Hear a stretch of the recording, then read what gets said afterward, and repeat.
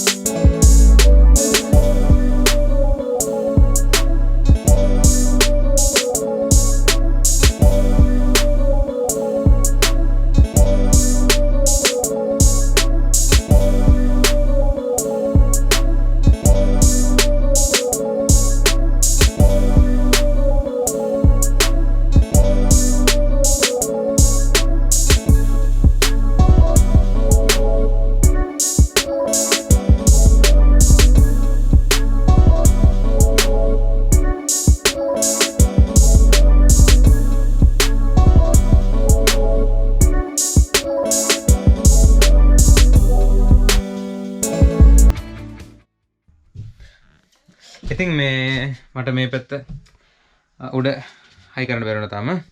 හේතුව ඇන ඉවරුණා. ඒක හයි කරනවා. ඊට පස්සේ මේක හයි කරන මොකුත් නෑ ඇන දාන්න විතර තියෙන්නේ. අනික සේරම කරලා ඉවරයි.